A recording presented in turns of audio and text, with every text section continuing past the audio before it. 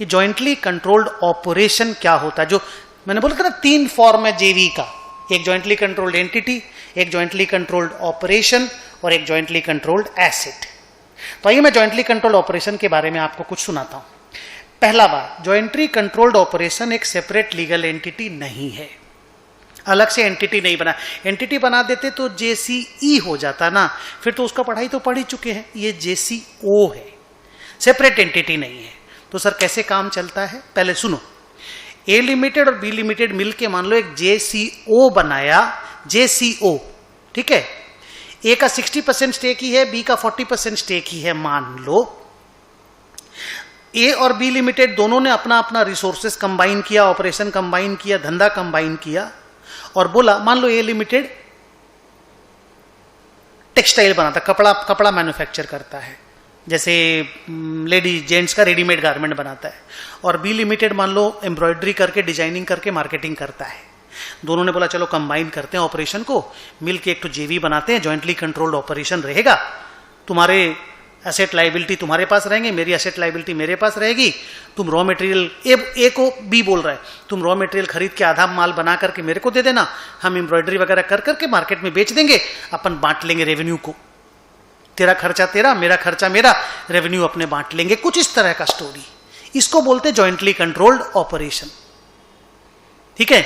तो इसमें होता क्या है, फिनेंशियल स्टेटमेंट कैसे बनता है, पहले ये समझ लो कि क्योंकि जॉइंटली कंट्रोल्ड ऑपरेशन है, सेपरेट लीगल एंटिटी नहीं है, तो उसका कोई बुक्स नहीं है। तो सर कैसे करेंगे फिर अपना असेट, ए लिमिटेड का अपना असेट, जो मान लो ना ए लिमिटेड का अपना गारमेंट मैन्युफैक्चरिंग का काम है, तो ए लिमिटेड को एक वेंचरर समझो, तो ईच वेंचरर यानी ए लिमिटेड अपना एक्सपेंस को अपने P&L में लिखेगा, चाहे वो खुद का एक्सपेंस हो, चाहे जेवी रिलेटेड एक्सपेंस भी हो, अपने P&L में लिखेगा।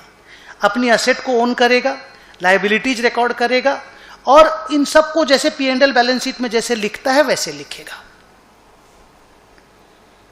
क्योंकि जॉइंटली कंट्रोल्ड ऑपरेशन का कोई बुक्स नहीं बन रहा है, तो इसका अपना असेट, मेरा मान लो हम ए लिमिटेड है, तुम बी लिमिटेड हो, तो मैं ए लिमिटेड हूं, तुम बी लिमिटेड हो, मैं गारमेंट मैन्युफैक्चरिंग करके तुमको दे रहा हूं, तुम एम्ब्रॉयडरी करके मार्केट में बेच रहे हो, जो रेवेन्यू आएगा हम लोग उसको 60-40 में मान लो बांट लेंगे। तो मेरी असेट, मेरी लायबिलिटी, मेरा खर्चा, ये तो मेरी बुक्स में रहेगा। तेरा असेट, तेरा लायबिलिटी, तेरा खर्चा तेरी बुक्स में रहेगा।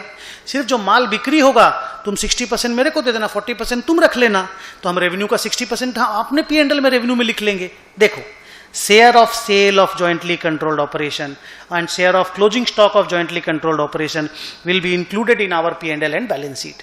तो मान लो तुम टोटल 200 करोड़ रुपए का माल बेचा जो जेवी से रिलेटेड था, उसमें मेरा 120 करोड़ रुपए का है, तो हम अपना सेल लिख लेंगे 120 करोड़। और मान लो स्टॉक में 20 करोड़ रुपए बचा हुआ है, तो उसका 60% 12 करोड़ हम अपने P&L में और बैलेंस शीट में लिख लेंगे। तो ये स्टोरी ऐसे होता है। क्लियर? अब एक बात सुनो, क्योंकि जेसीओ पर अलग एंटिटी नहीं है तो अपना बुक्स नहीं बनाता, हम पहला लाइन में बोल दिए। अब इसमें अगर तुम एक चीज देखोगे तो you will feel that sir इसमें कंसोलिडेशन कहां है। Why they are talking about कि कंसोलिडेटेड फाइनेंशियल स्टेटमेंट में आप जेवी का कंसोलिडेशन सीख रहे हो, इसमें कहां कंसोलिडेशन है? तो मैं लार्जली बोलूंगा नहीं है। जॉइंटली कंट्रोल्ड एंटिटी का कंसोलिडेशन होता है, जॉइंटली कंट्रोल्ड ऑपरेशन का कंसोलिडेशन नहीं होता, क्योंकि मेरे बैलेंस शीट में खुद ही तो जॉइंटली कंट्रोल्ड ऑपरेशन का असेट, लायबिलिटी, इनकम, एक्सपेंडिचर खुद ही तो ए लिमिटेड की बुक्स के अंदर ही आ गया है, तो अलग से और क्या कंसोलिडेशन करेंगे? तो आंसर इज जेसीओ का अलग से कंसोलिडेशन ए लिमिटेड नहीं करता।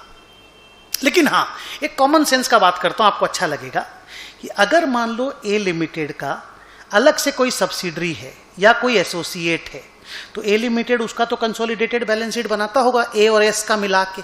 ए लिमिटेड होल्डिंग है, एस सब्सिडरी है, तो मिला के तो बनाता होगा।